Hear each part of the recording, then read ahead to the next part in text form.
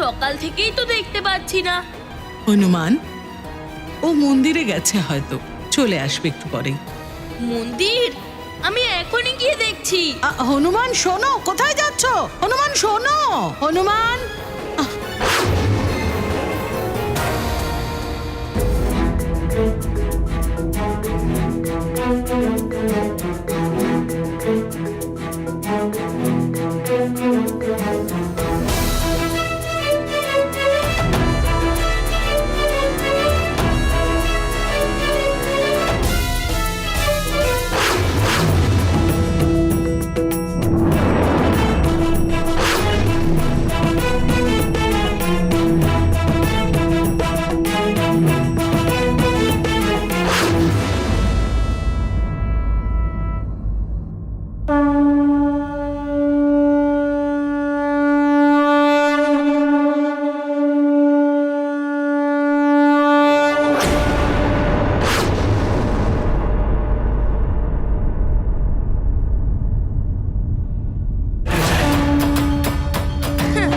আরে যুবরাজ হনুমান এখানে? মন্দিরে?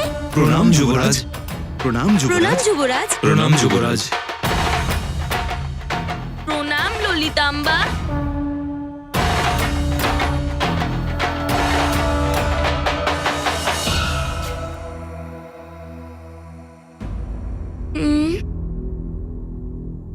মা, মা তুমি কোথায়? মাকে কোথাও দেখতে পাচ্ছি না। প্রণাম যুবরাজ। প্রণাম। আপনি কি মাকে কোথাও দেখেছেন? যুবরাজ, মহারানী তো মন্দিরে আসেননি। ধন্যবাদ।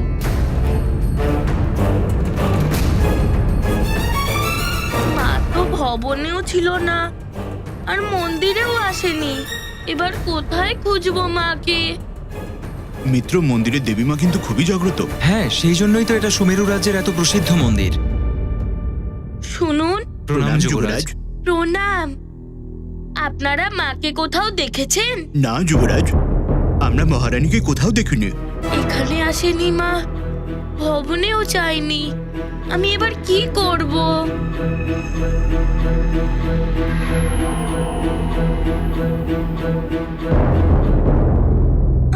শুনুন, আপনি কি মাকে কোথাও দেখেছেন? ওনাকে সকাল থেকে দেখিনি। না যুবরাজ, আমি তো দেখিনি। প্রণাম। হুম।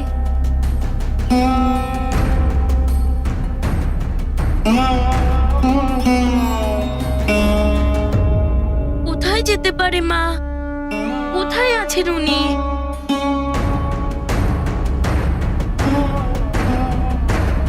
এবার কোথায় খুঁজবো মাকে?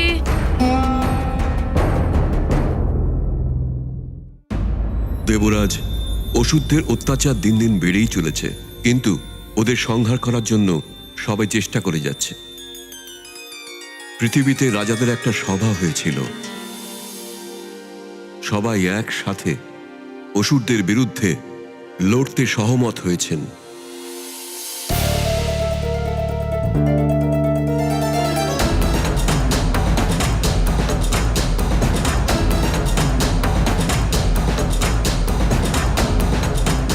কি হয়েছে উর্বশী? তুমি একা এখানে, কোনো বিশেষ কারণ? পুঞ্জিক স্থলা আপনার স্বর্গের আর স্বর্গবাসীদেরকে অপমান করার জন্য উঠে পড়ে লেগেছে। ওর কি স্বর্গের নিয়মের কোনো ভয় নেই? উর্বশী, স্বর্গের নিয়ম পালন করতেই তো পুঞ্জিকস্থলা স্বর্গে ফিরে এসেছে। কিন্তু এখনো ওর ধ্যান যে সুমেরু রাজ্যেতেই পড়ে রয়েছে। এখনো ও সংসার ধর্মের সেই নেশার মধ্যে পড়ে রয়েছে।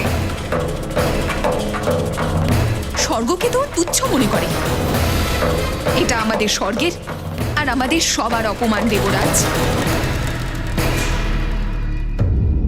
উর্বশী, পুঞ্জিকস্থলা সবেমাত্র নিজের পরিবার ছেড়ে এসেছে। সংসার জীবনের সব স্মৃতি ভুলতে ওর কিছুটা সময় তো লাগবেই, কিন্তু একদিনও বুঝতে পারবে যে স্বর্গে মর্তের সম্পর্কের কোনো মূল্য নেই।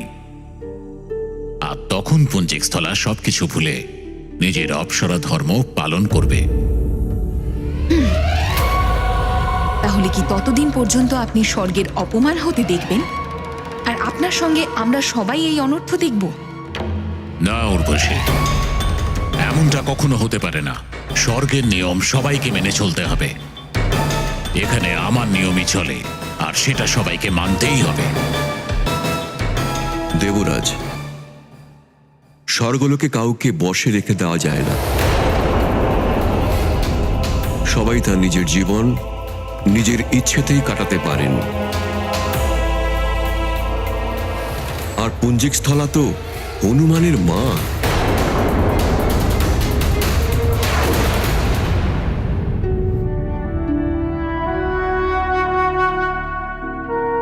এবার আমি কি করব? আমার তো কিছু মনেই পড়ছে না যে মা কোথায় যেতে পারে। কিছু বুঝতেই পারছি না যে কি করব।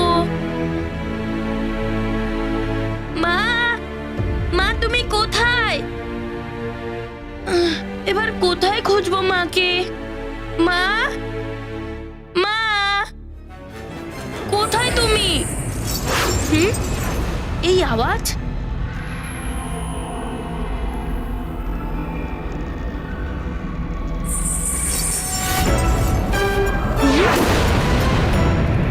আবারও ওই আওয়াজ? মা আর সন্তানের সম্পর্ক সংসারের সমস্ত সম্পর্কের মধ্যে উচ্চ এবং শ্রেষ্ঠ এবং পবিত্র। কিন্তু দেবগুরু, নিয়ম তো সবাইকে মেনে চলতেই হবে।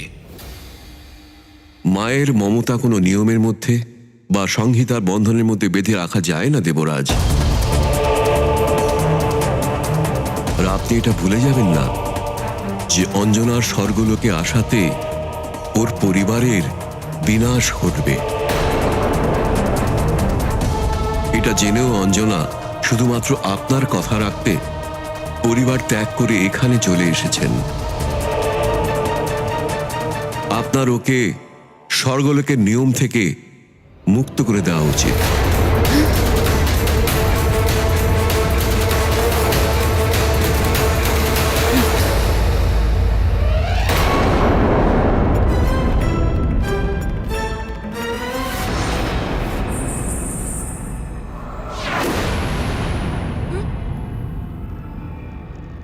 এটা আবার মা নয় তো?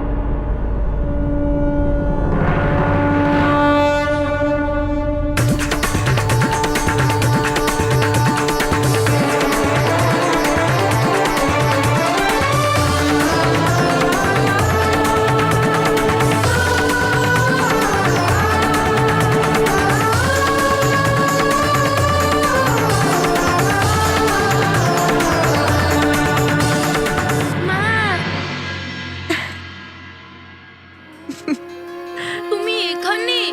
আমি তোমাকে সব জায়গায় খুঁজে নিয়েছি। এটা তো তুমি জানোই, তাই না, যে আমি তোমাকে ছাড়া থাকতেই পারবো না। আমি সব জানি আমার মানি, কিন্তু আমি তো এখানে তোমার জন্যই এসেছিলাম। আমার জন্য? কিন্তু কেন মা? তোমার জন্য, এই রুদ্রাক্ষ নেওয়ার জন্য।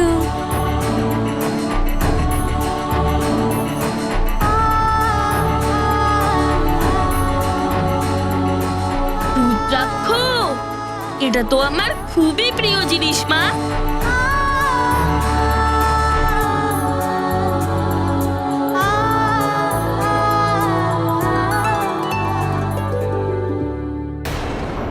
হনুমান যে কি করে, হঠাৎ করে চলে গেল। ভালো করে কিছু খেলোই না, মহারানীর জন্য খুবই চিন্তিত যুবরাজ। চিন্তা তো আমারও ছিল, কিন্তু ও চলে আসবে, কাছাকাছি গেছে ও।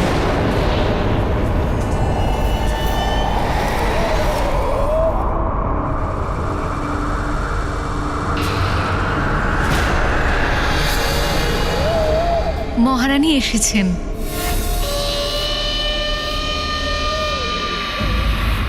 অঞ্জনা, তুই ছিলি না বলে হনুমান পুরো প্রাসাদ মাথায় তুলেছিল।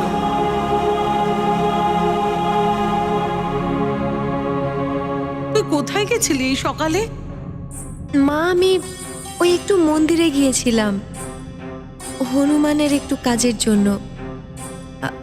তাই না হনুমান? হ্যাঁ দিদিমা, মা আমার জন্যই বনে গিয়েছিল। আচ্ছা, এতক্ষণ তো দিদিমা। খুব ছটফট করছিলে মাকে ছাড়া, এখন ওনারই পক্ষ নিচ্ছ?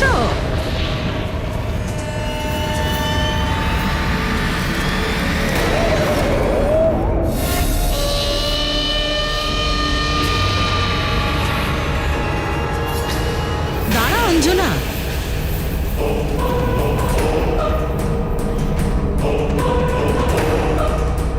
রোজই তো তুই প্রসাদ দিস, আরতি করিস। আজ তো তুই প্রসাদও দিলি না, আরতিও করলি না।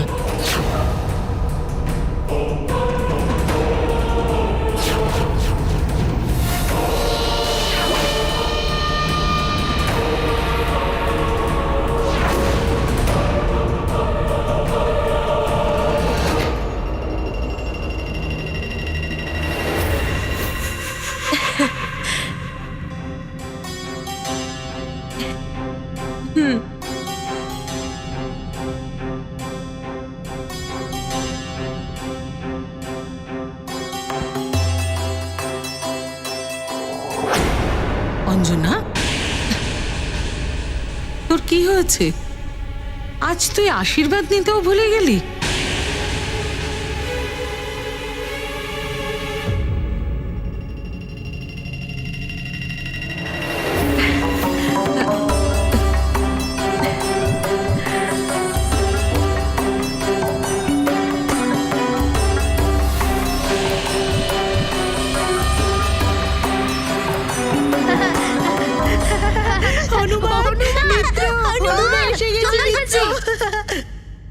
হনুমান, চলো খেলতে যাই। চলো চলো চলো। মা, আমি আমার মিত্রদের সাথে খেলতে যাচ্ছি। না,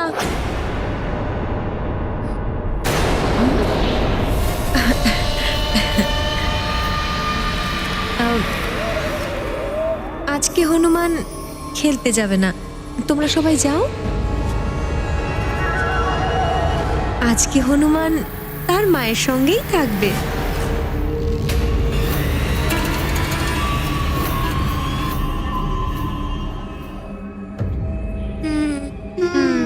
চলো মিত্র চলো। হ্যাঁ, আজকে হনুমানের অনুপস্থিতিতেই খেলতে হবে।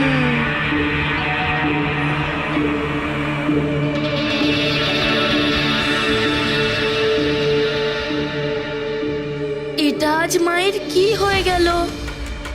আগে তো কোনোদিন মা এরকমটা করেনি। আমাকে বাইরে খেলতে যেতে না দিলে আমার মিত্রদেরও এখানেই খেলতে ডেকে নিত, কিন্তু আজকে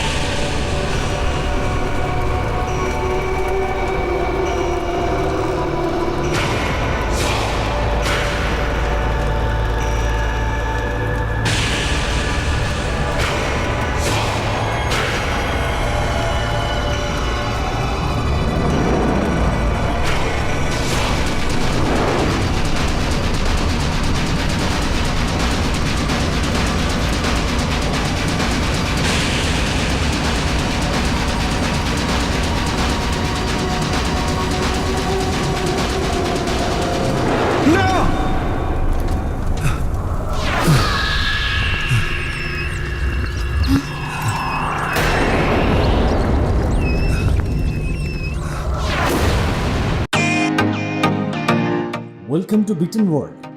হাউ মে অ্যাসিস্ট ইউ? নতুন ফ্ল্যাটের জন্য একটা স্ট্যান্ড ফ্যান আর কুলার নেব। এই পচা গরম থেকে একটু স্বস্তি চাই। বাজার চলতে সব ব্র্যান্ড তো আর ভরসাযোগ্য নয়। তার জন্য তো আমাদের ফ্যান আছে, all purpose bullet table fan, ceiling fan. আমাদের সিলিং ফ্যান কিন্তু 30 মাসের ওয়ারেন্টি সহ পাওয়া যায়। আছে ফারাটা 2 বছরের ওয়ারেন্টি, 17 থেকে 20 মিটার এয়ার ফ্লো, মধ্যবিত্তের সাধ্যের মধ্যে একমাত্র ভরসাযোগ্য ব্র্যান্ড বিটেন।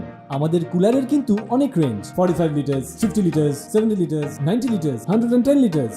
হানিকম সহযোগে বিটেনের সব কুলারের ওয়ারেন্টি 1 বছর। চেনা হাওয়ায় অচেনা অনুভূতির জন্য একমাত্র আদর্শ বিটেন।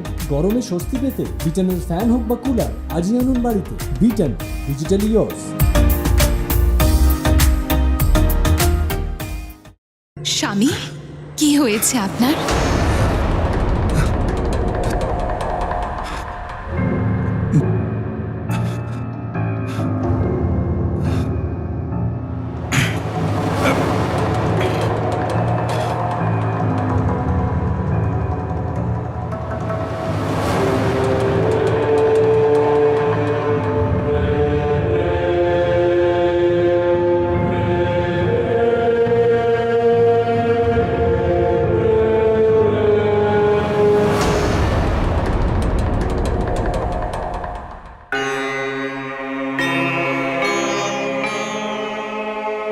কি হয়েছে স্বামী?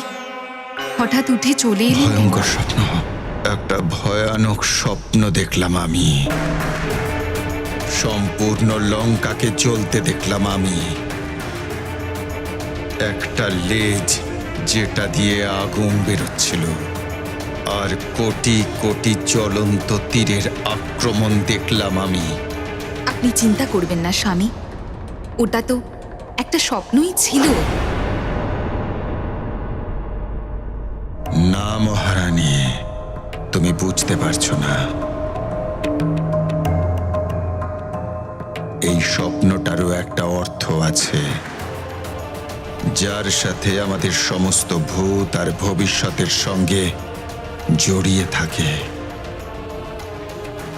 আমাদের ভাগ্য আর দুর্ভাগ্যের সাথে এর গভীর সম্বন্ধ থাকে।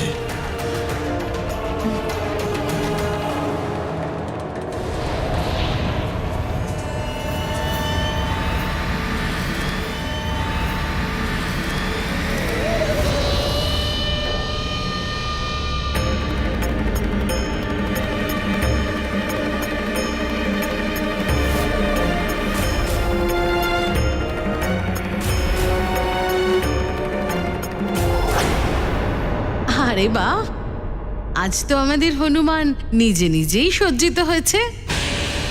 হ্যাঁ দিদিমা, মা কোনো কাজে ব্যস্ত ছিল তাই না, সেই জন্য আমি আজকেও নিজেই সেজে নিয়েছি। এখন আমাদের হনুমান বড় হয়ে গেছে যে।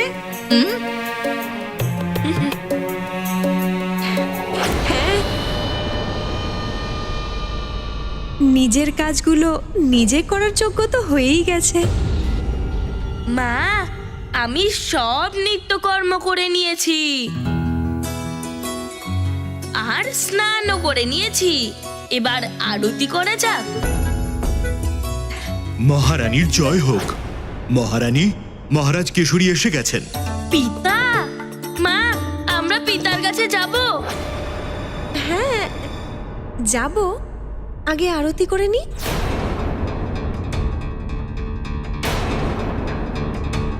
মা, পিতা চলে এসেছে। যখন উনি থাকেন তখন আমরা সবাই একসাথে আরতি করি, তাই না? তাই আমি ওনার পাশে গিয়ে ওনাকে ডেকে নিয়ে আসার কথা বলছিলাম। হ্যাঁ, তো আমিও তো সেটাই বলছিলাম। চলো যাই পিতাশ্রীর কাছে। পিতা,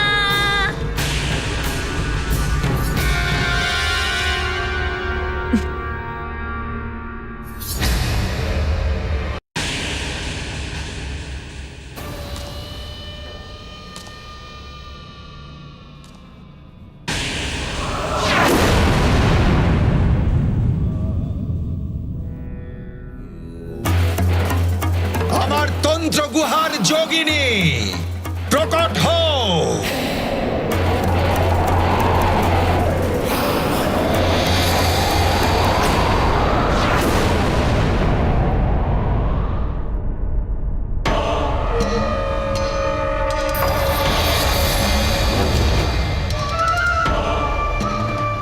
দশানন লঙ্কেশের জয় হোক।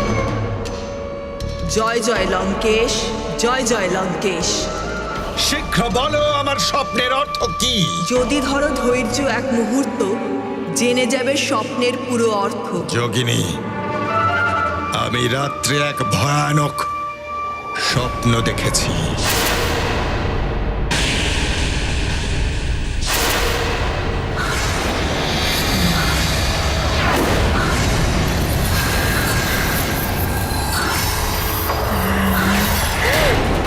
শীঘ্র উত্তর দাও।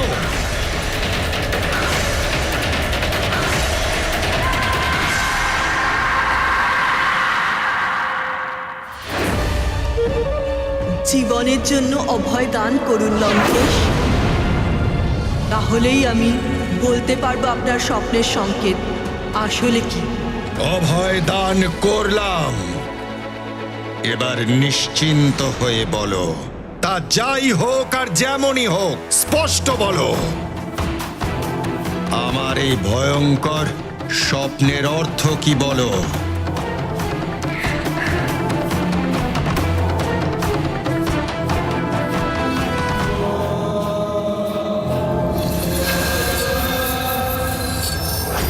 জ্বলন্ত অগ্নিবাণ, কালের অমোঘ বাণ।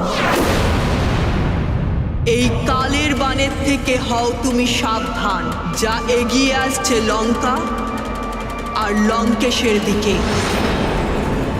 এই কালের থেকে সাবধান। ব্যাস! বন্ধ করো এই প্রলাপ। মনে হচ্ছে তোমার স্বপ্ন দ্রষ্টা সিদ্ধি নষ্ট হয়ে গেছে। ক্ষমা করুন লঙ্কেশ, স্বপ্নের কিন্তু এটাই অর্থ। আজ পর্যন্ত কালের বাণের থেকে কেউ বাঁচতে পারেনি দশানন। কালকে তো এবার বাঁচতে হবে আমার থেকে। কাল বাণ ছিনিয়ে নেব আমি তার থেকে। আজই আমি কালের জম লোকে আক্রমণ করব।